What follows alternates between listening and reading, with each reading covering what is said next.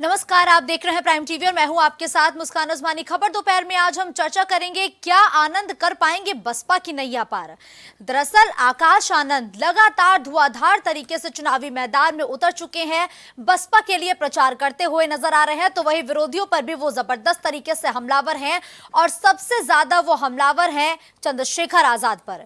बिना नाम लिए वो चंद्रशेखर आजाद पर लगातार जुबानी वार कर रहे हैं। अब ऐसे में सवाल यह है कि क्या वाकई 2024 के चुनाव में बसपा अपनी खोई हुई सियासी जमीन को आकाश आनंद के जरिए तलाश पाएगी, क्योंकि मायावती ने अपनी पूरी पार्टी की जिम्मेदारी अब आकाश आनंद के हाथों में सौंप दी है। आकाश आनंद के कंधों पर बड़ी जिम्मेदारी है, चूंकि 2024 का लोकसभा चुनाव या यूं कहे आम चुनाव मायावती अकेले अपने दम पर लड़ने वाली हैं। एकला चलो की राह पर वो निकल चुकी हैं। इसी बीच आकाश आनंद भी लगातार सक्रिय हो चुके हैं। अब आकाश आनंद का सक्रिय होना बसपा को कितना फायदा दिलाएगा, ये सवाल बड़ा है, क्योंकि आकाश आनंद जहां एक तरफ धुआंधार तरीके से प्रचार कर रहे हैं, तो दूसरी तरफ आकाश आनंद सोशल मीडिया पर भी सक्रिय हो चुके हैं। दशकों पुराना चुनावी नारा बसपा ने बदल दिया है। बहुजन हिताय बहुजन सुखाय का नारा लिए जो मायावती आज तक चुनावी मैदान में हर बार उतरती थी, अब इस नारे में भी बड़ा परिवर्तन हुआ है। इस बार बहुजन सुखाय और बहुजन हिताय का नारा मायावती देती हुई नजर आ रही हैं। तो नारा बदल गया है, स्लोगन बदल गया है, बसपा का नेतृत्व करने वाला बदल गया है। अब क्या बसपा की तस्वीर भी बदल पाएगी, ये सवाल बड़ा है, क्योंकि लगातार आकाश आनंद सक्रिय हो रहे हैं। अब उनका सक्रिय होना अखिलेश यादव के पीडीए को क्या डेंट दे सकता है, ये सवाल बड़ा है। आज इन्हीं बड़े सवालों पर हम बड़ी चर्चा करेंगे, लेकिन उससे पहले आपको बताते चले कि बसपा सुप्रीमो की तरफ से, बसपा की तरफ से लोकसभा चुनाव से पहले एक और सूची जारी की है, जिसमें 9 प्रत्याशियों का ऐलान किया है। तो बसपा ने यूपी चुनाव के लिए प्रत्याशियों की जो चौथी सूची जारी की है, आज उसमें 9 कैंडिडेट का ऐलान किया गया है, जिसमें आजमगढ़ से भीम राजपर, घोसी से बालकृष्ण चौहान, एटा से मोहम्मद इरफान, धौरहरा से श्याम किशोर अवस्थी, वहीं अयोध्या से सच्चिदानंद पांडे, बस्ती से दयाशंकर मिश्रा, गोरखपुर से जावेद सिमनानी, चंदौली से सत्येंद्र कुमार मौर्य और रॉबर्ट्सगंज से धनेश्वर गौतम को चुनावी मैदान में उतारा है। तो इस लिस्ट को अगर देखें तो साफ तौर पर यह कह सकते हैं कि सोशल इंजीनियरिंग देखने को मिली, जहां 9 नाम की लिस्ट में 3 ब्राह्मण, 3 ओबीसी, 2 मुस्लिम और 1 एससी वर्ग के प्रत्याशी शामिल हैं। इससे पहले बसपा 36 कैंडिडेट को चुनावी मैदान में उतार चुकी है। अब 9 और उम्मीदवारों को मिलाकर 45 प्रत्याशी कुल समाजवादी पार्टी बसपा की तरफ से चुनावी मैदान में उतारे जा चुके हैं। बाकी बची हुई 35 सीटों पर बसपा को प्रत्याशी उतारना है, लेकिन उससे पहले बसपा धुआंधार तरीके से चुनावी मैदान में उतर चुकी है। वही अटकलें हैं कि मायावती भी जल्द ही पश्चिमी यूपी से चुनावी मैदान में उतरने वाली हैं।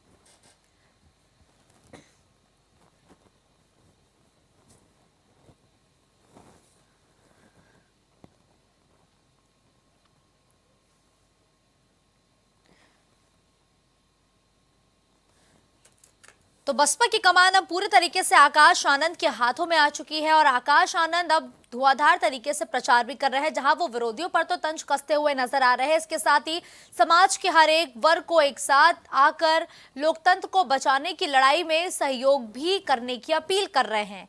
और जहां एक तरफ बसपा ने कैंडिडेट को चुनावी मैदान में उतारने के साथ ही हर एक समीकरण को गौर किया है, तो वहीं अभी तक बसपा की तरफ से कुल 45 सीटों पर नाम फाइनल हो चुके हैं। 80 लोकसभा सीटों में से बसपा की तरफ से 45 सीटें ऐसी हैं जहां पर कैंडिडेट चुनावी मैदान में उतार दिए गए हैं, जबकि 35 सीटों पर फिलहाल प्रत्याशियों के नामों का ऐलान होना बाकी है।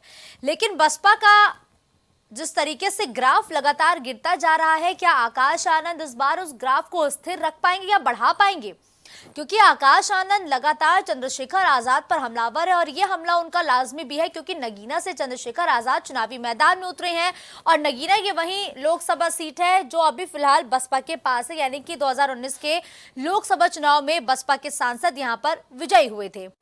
ऐसे में नगीना सीट पर तो त्रिकोणीय मुकाबला लगातार देखने को मिल रहा है, लेकिन बसपा अब हर एक सीट पर चैलेंज देने की कोशिश कर रही है, जो कि कहीं ना कहीं इंडिया अलायंस को एक तगड़ा झटका भी बसपा दे सकती है।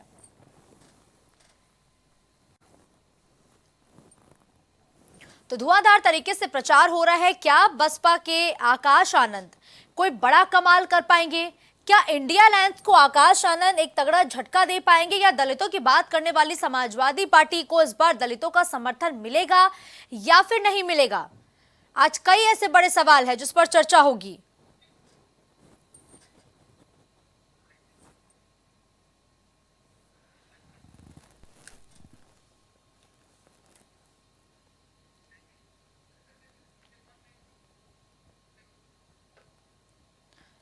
तो 80 लोकसभा सीट देने वाली यूपी की अगर बात करें तो 2019 के जो नतीजे थे वो निराशाजनक बसपा के लिए थे, लेकिन तब बसपा का समाजवादी पार्टी से अलायंस था और जानकार ये भी कहते हैं कि इसका फायदा समाजवादी पार्टी को मिला, जबकि बसपा को 2019 के लोकसभा चुनाव में नुकसान झेलना पड़ा।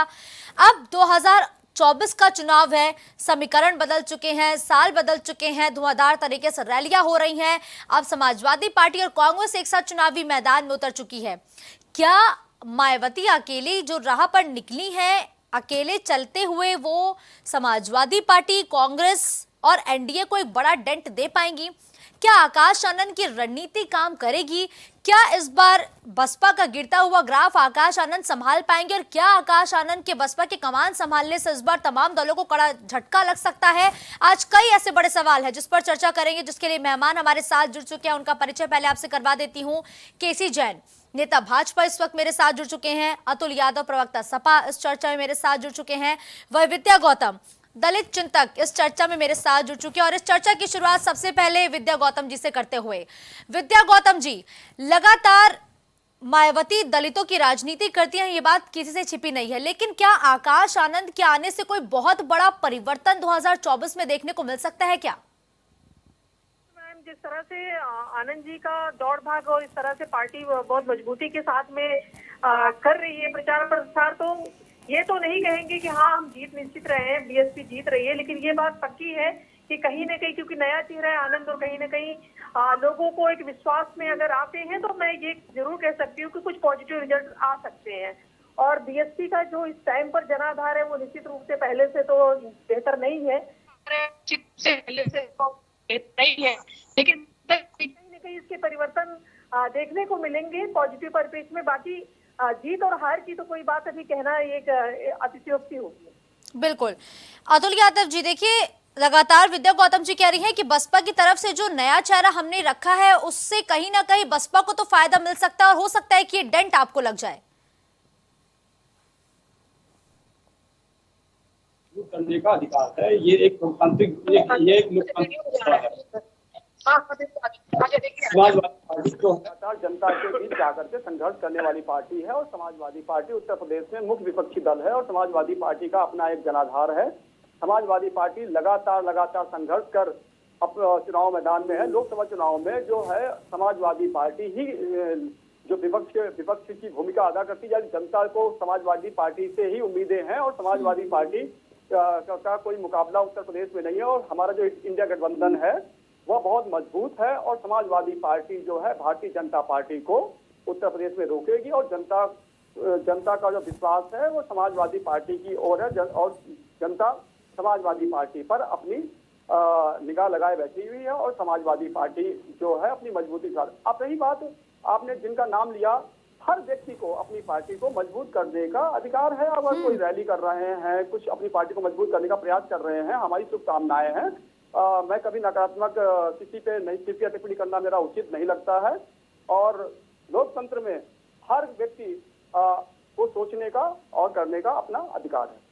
बिल्कुल ठीक है, लोकतंत्र में बिल्कुल सब स्वतंत्र है, आप भी स्वतंत्र है, जनता भी स्वतंत्र है। फिलहाल केसी जैन जी का रुख करूंगी, लेकिन उससे पहले मैं विद्या गौतम जी से एक सवाल का जवाब चाहूंगी। देखिए, अतुल यादव जी कह रहे हैं कि जो मुख्य विपक्षी दल की भूमिका है वो वाकई यूपी में सिर्फ समाजवादी पार्टी निभा रही है। ऐसे में इस बार भी उनका कहना है कि जो जनता है वो सिर्फ समाजवादी पार्टी की तरफ निगाह गड़ाए हुए बैठी है, किसी और पार्टी की तरफ जनता ने निगाह गड़ाई ही नहीं है अपनी। मैं अतुल जी की बात का बिल्कुल जवाब दूंगी। इसमें कोई दो राय नहीं है कि समाजवादी पार्टी एक बड़ा विपक्ष है उत्तर प्रदेश का, और उसमें कहीं से कहीं तक कोई ऐसी दो राय नहीं है। लेकिन ये कहना बहुत ज्यादा एक तरह से ज्यादा बड़ी बात हो जाए। विपक्ष जो है सिर्फ समाजवादी पार्टी को देख रहा है, किसी और पे ध्यान नहीं दे रहा है। ये लोकतंत्र, यहाँ पे जो भी लोग चीजें होती हैं वहाँ पे सिर्फ यही नहीं देखा जाता कि मजबूत विपक्ष कौन है, प्रत्याशी भी मायने रखते हैं, उसका वोट बैंक भी मायने रखता है। अगर बात सपा की ही हम कर लें तो सपा की जो स्थिति इस वक्त पे है, ठीक है कि पार्टी कह रही है कि मुस्लिम लोग भी साथ चलेंगे और भी लोग हैं और भाजपा को हराएंगे, लेकिन दलित समाज जो है वो भी कहीं ना कहीं अपनी एक सोच को लेके चला हुआ है, क्योंकि बसपा के पास में भी एक बड़ा वोट बैंक रहा है, अब तक राष्ट्रीय वोट बैंक है उसके पास में, बड़ी पार्टी है बीएसपी। तो ये नहीं कहा जा सकता है कि नहीं विपक्ष के रूप में सिर्फ सपा ही जमीन पे है, और क्योंकि बसपा भी अपने ऐसे प्रत्याशी कई सीटों पे उसने उतार दिए जिसपे सपा और भाजपा भी बहुत भारी पड़ रही है। चाहे पूर्वांचल की कुछ सीटें देख लीजिए, चाहे पश्चिमांचल की कुछ सीटें देख लीजिए, और बड़े चेहरे हैं, तो बड़े चेहरों के साथ में आप ये बिल्कुल नहीं कह सकते हो किसी भी तरीके से कि नहीं मजबूत विपक्ष के रूप में सिर्फ सपा है जमीन पे। 4-5 बार हम मुख्यमंत्री रहे, बीएसपी की पार्टी मुख्यमंत्री रही बहन मायावती जी, तो निश्चित रूप से उनका वोट बैंक को आप नकार नहीं सकते हैं।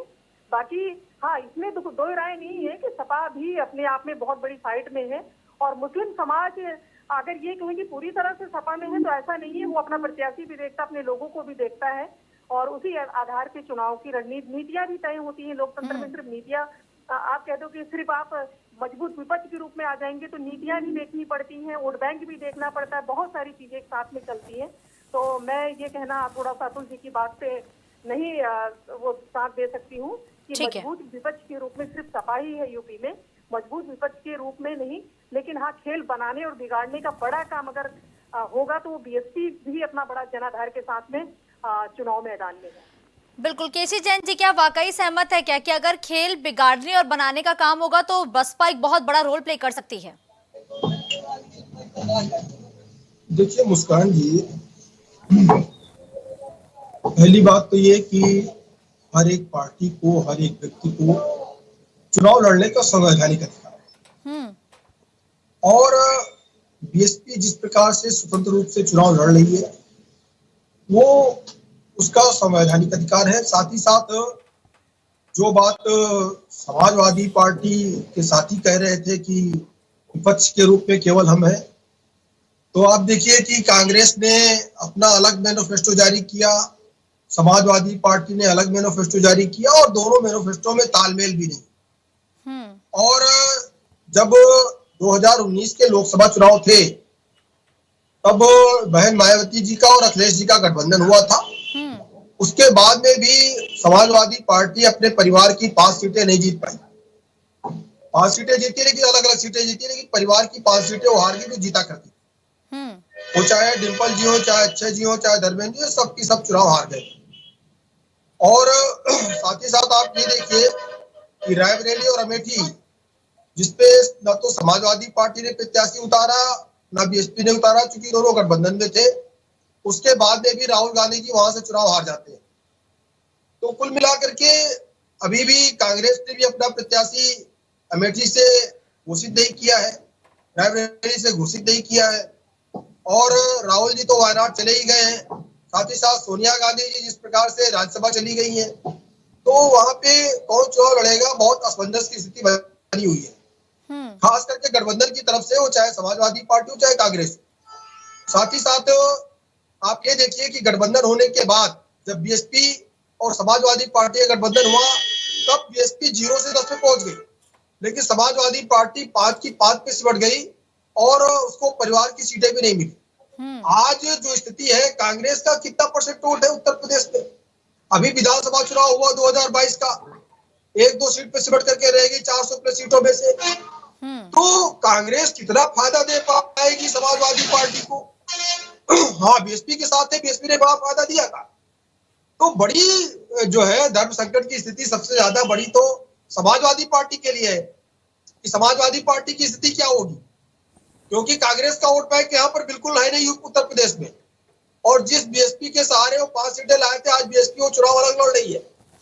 और जनता माननीय मोदी जी को, माननीय योगी जी को उत्तर प्रदेश में जिस प्रकार से हाथों हाथ ले रही है, आप 2022 का चुनाव देख लीजिए, 2019 का चुनाव देख लीजिए, 2017 का चुनाव देख लीजिए, लगातार जनता भारतीय जनता पार्टी के पक्ष में है, और मोदी जी के काम पर और योगी जी के लॉ एंड ऑर्डर की व्यवस्था पर जिस प्रकार से काम किया गया है, उसको लेकर के देश और प्रदेश की उन्नति को ध्यान में रखते हुए जनता लगातार भारतीय जनता पार्टी को एक बड़ी जीत लगातार दे रही है। तो भाजपा के सामने कोई दल टिक नहीं रहा है, और भाजपा उत्तर प्रदेश में इस बार 80 की 80 सीटें जीत करके आएगी।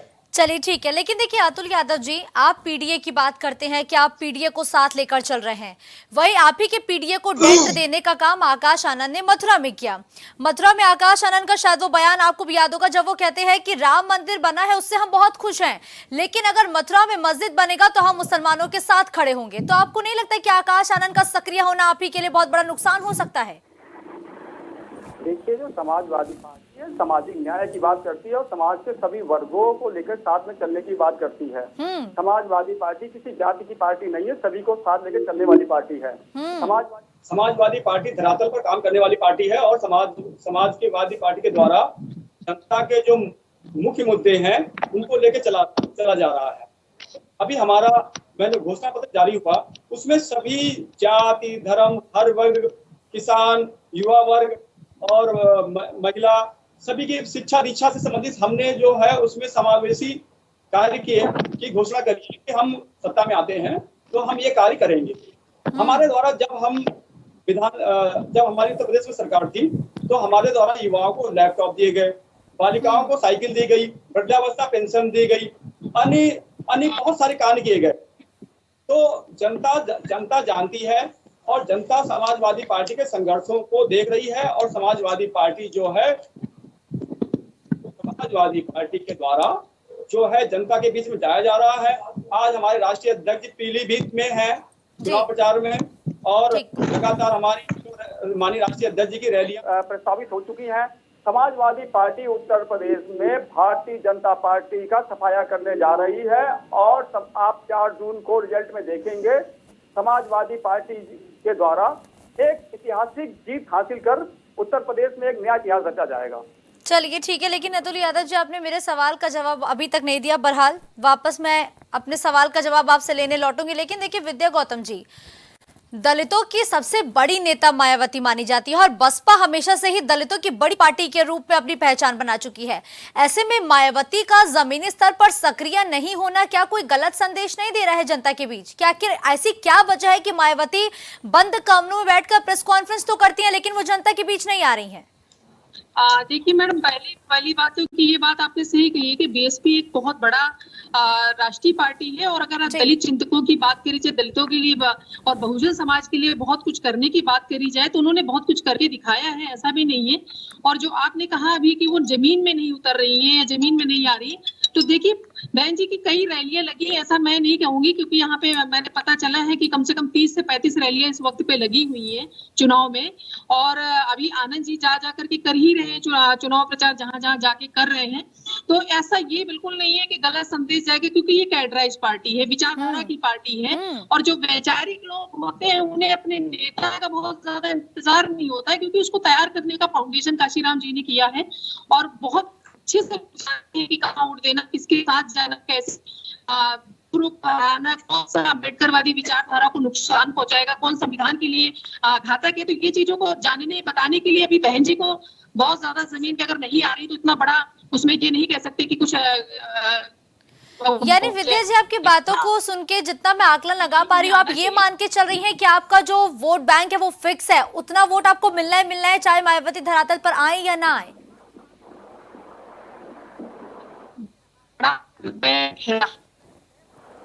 जी विद्या जी, थोड़ा सा ये नहीं बताना पड़ेगा हमने क्या किया क्या नहीं किया, और उन्होंने करके भी दिखाया अपने शासनकाल में।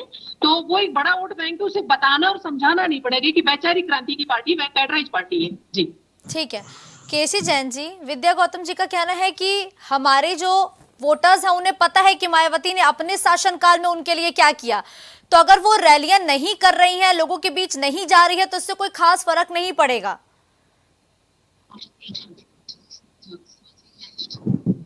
बीएसपी का है, बहन जी का है, बहन जी कैसी रणनीति बनाती हैं।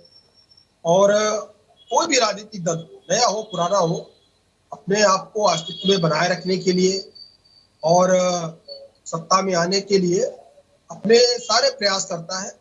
लेकिन अब बात आती है कि जनता किसको पसंद करती है और जनता किन मुद्दों को उठाती है और उस पे किन लोगों ने कैसा काम किया। अपने अनुभव के आधार पर जनता बहुत समझदार है, जनता सारी चीजों का आकलन करने के बाद ही वोट देती है। तो देखिए, एक समय ऐसा भी था कि बहन जी की पार्टी 0 पे पहुंच गई थी, एक समय ऐसा भी था कि बहन जी मुख्यमंत्री बनी, पूर्ण बहुमत की सरकार बनी, और एक समय ऐसा भी था कि भारतीय जनता पार्टी के साथ गठबंधन के साथ उनकी सरकार बनी। तो देखिए अलग अलग समय पे अलग अलग चीजें होती हैं। और रही बात ये कि किसी का देखिए किसी भी पार्टी का ये कह देना कि जनता किसी पार्टी से पूर्ण रूप से बन गई है, ऐसा बिल्कुल। जनता अपने निर्णय भी बदलती है, जनता अपने फैसले भी बदलती है, और जनता दोबारा पार्टियों को चुनती भी है। ये है कि आपका रिस्पांस क्या है, आपका परफॉर्मेंस कैसा है, आप जनता के बीच में क्या चीजें लेकर के आ रहे हैं, जनता क्या आप चीजों संतुष्ट है। फिर देश और प्रदेश को विकास की राह पर जो भी पार्टी लेकर के जाएगी, साथ ही जनता के मूल मुद्दों को जो भी पार्टी हल करेगी, उन पार्टियों को जनता पसंद करेगी। आप देखिए कि कुछ प्रदेशों में अलग अलग पार्टियों की सरकार है, वहां पे जनता ने उनको पसंद किया। कहीं पे हमारी सरकारें हैं भारतीय जनता पार्टी की, कई जगह पे रिपीट हुई सरकार, कई जगह पे 5-5, 10-10 बार से हमारी पार्टी की सरकारें रिपीट हो रही है, 5, 7, 8 बार से रिपीट हो रही है। आप गुजरात देख लीजिए, आप मध्य प्रदेश देख लीजिए, और आप देख लीजिए कि अभी छत्तीसगढ़, मध्य प्रदेश और झारखंड का चुनाव हुआ जी, तो वहां पर क्या हुआ कि वहां पे जनता ने परिवर्तन लाया और एक बार फिर से भारतीय जनता पार्टी को पसंद किया। तो कुल मिला के जनता तो ये देखती है कि कौन कितना काम कर रहा है और जनता के लिए कितना हित कर। तो ये लेकिन अतुल यादव जी तो कह रहे हैं कि हम इस बार की जो जनता है वो हमारे पास खड़ी है, इस बार की जनता हमारे समर्थन में खड़ी है, आपका काम नहीं दिख रहा है उन्हें। मुस्कान जी, नहीं मुस्कान जी, उसका कारण ये है कि ये तो बिल्कुल कपोल कल्पित बात हो गई। उसका कारण है कि अभी 2022 का इलेक्शन हुआ, 22 के परिणाम ने बता दिया किसके साथ जनता है किसके साथ नहीं है। उसके बाद में भी अभी आप देखिए नगर निकाय की चुनाव हुई, मेयर की 17 सीटें हैं, 17 सीटों में उत्तर प्रदेश में कितनी सीटें समाजवादी पार्टी के पास में, कितनी कांग्रेस के पास है, एक भी सीट नहीं इनके पास में। तो जनता सारी चीजों का आकलन करती है, और जो अभी जस्ट के रिजल्ट है वो तो बताते हैं ना कि जनता का रुझान क्या रहा है जी। और एक चीज है, एक चुनाव में आप किसी के साथ जाएंगे, एक चुनाव में आप किसी के साथ जाएंगे, फिर समाजवादी पार्टी के पास बताने के लिए कुछ नहीं है। एक तरफ कहते हैं कि आप राम मंदिर के मुद्दे को भुनाते, दूसरी तरफ आप अपने लोगों को अयोध्या में दर्शन करने जाने से रोकते। परिणाम क्या हुआ, कई सारे विधायकों ने हमारे कैंडिडेट को अभी वोट दिया। अभी आप देखिए कि जब विधान परिषद के चुनाव हुए, एमएलसी के चुनाव हुए, तो हमारे कैंडिडेट को वोट दिया। जब राज्यसभा के चुनाव हुए तो हमारे कैंडिडेट को वोट दिया। समाजवादी पार्टी के लोगों ने क्रॉस वोटिंग क्यों की? क्रॉस वोटिंग करने के साथ साथ बगावत की और स्पष्ट किया कि आपने राम मंदिर जाने से रोका, आपका मुद्दा हो सकता है, आप धर्म विशेष की, संप्रदाय विशेष की, जात विशेष की राजनीति कर सकते हैं, लेकिन आप अगर पार्टी में कोई भगवान राम में आस्था रखता है उसको आप सीधे प्रोटोकॉल जारी करेंगे कि नहीं कोई भी नहीं जाएगा अयोध्या में दर्शन करने, उससे लोग नाराज होकर के पार्टी छोड़ रहे हैं। ठीक है, तो आपकी पार्टी में जो आरएलडी थी वो आपको साथ छोड़ चुकी है, चंद्रशेखर आपका साथ छोड़ चुके हैं, पल्लवी पटेल आपका साथ छोड़ चुकी है, तो कैसे बढ़ रही समाजवादी पार्टी? समाजवादी पार्टी तो धीरे धीरे गर्त में जा रही है, बिल्कुल साफ दिखाई दे रहा है। और पिछली बार इनके साथ बीएसपी का गठबंधन भी था, अब इनके साथ बीएसपी भी नहीं है, कैसे आगे बढ़ जाएंगे? चलिए ठीक है, अतुल यादव जी आरोपों पर जवाब दीजिए।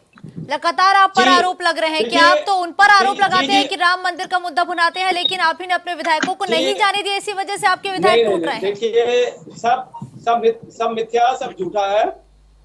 समाजवादी पार्टी जो है सभी धर्मों का आदर करती है। राम भगवान जो है हमारे आस्था का विषय है, कृष्ण भगवान हमारे आस्था का विषय है, सभी जो देवी देवता हमारे आस्था का विषय है। अब रही बात जो धर्म जो है हमारा निजी आस्था का विषय होता है, और राजनीति जो है वो एक अलग विषय है। धर्म को राजनीति से नहीं मिलाया जा सकता। आप इस बात को समझिए, हमें कब जाना है, कब दर्शन करने के लिए हमारा निजी फैसला होता है, राजनीतिक फैसला नहीं हो सकता।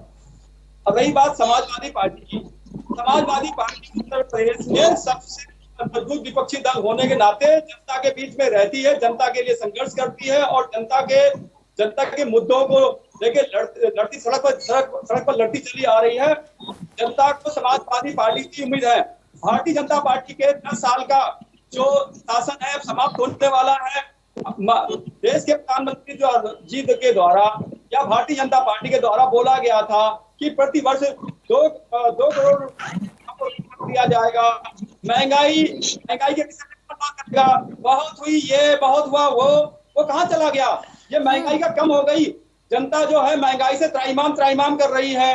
जनता सब जानती है, जनता परिवर्तन चाहती है और जनता उत्तर प्रदेश में समाजवादी पार्टी व लेकिन अतुल यादव जी, जनता गठबंधन पे भरोसा कैसे करे? देखिए बसपा की तरफ से आकाश आनंद, एक सेकेंड अतुल जी, रुकिए, मेरा सवाल तो सुनिए।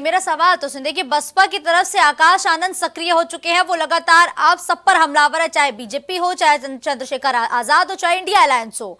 एनडीए और प्रधानमंत्री नरेंद्र मोदी के साथ ही बीजेपी के नेता लगातार रैलियों पर रैलियां कर रहे हैं, जनसभाओं को संबोधित कर रहे हैं, उपलब्धियों को गिना रहे हैं, लेकिन आपने अभी तक संयुक्त रूप से रैली नहीं की। फिर किस बिनाम पर आप कह रहे हैं कि एक बड़ा जो वर्ग है वो इंडिया अलायंस के साथ है?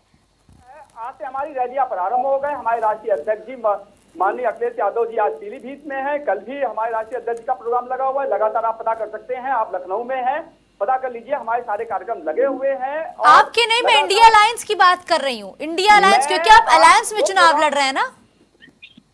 हाँ, अलायंस में चुनाव लड़ रहे हैं। जैसे जैसे चुनाव बढ़ता चला जाएगा, प्रथम चरण के बाद वो रैलियां सब डिसाइडेड है तरीके से हैं, सब हम सिस्टमेटिक तरीके से चल रहे हैं और जनता के बीच हम जा रहे हैं और जनता परिवर्तन का मूड बना चुकी है और समाजवादी पार्टी और इंडिया गठबंधन को जिताने जा रही है।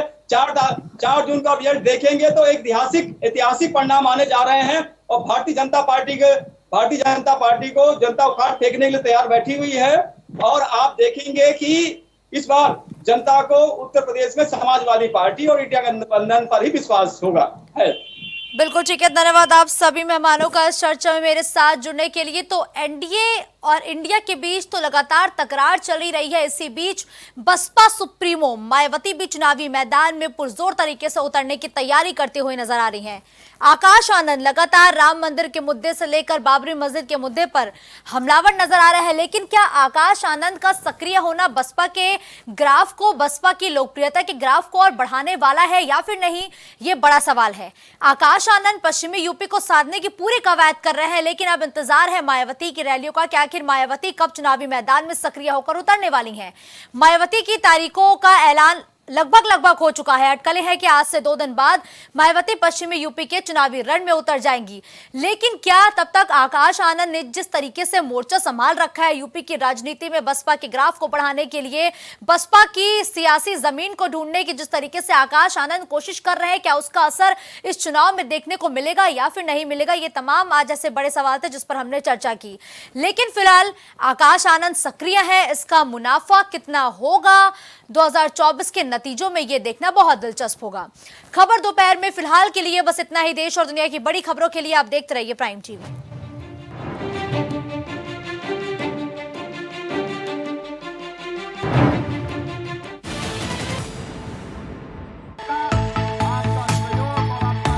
कुछ भाव पुष्प। आप देख रहे हैं प्राइम टीवी, सच साहस सरोकार।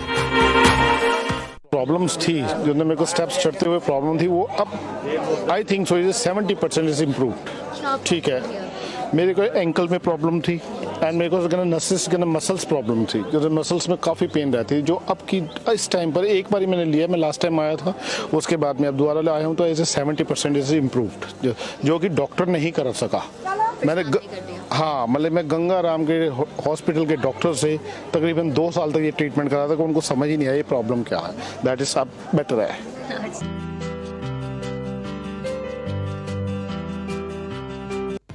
सही वक्त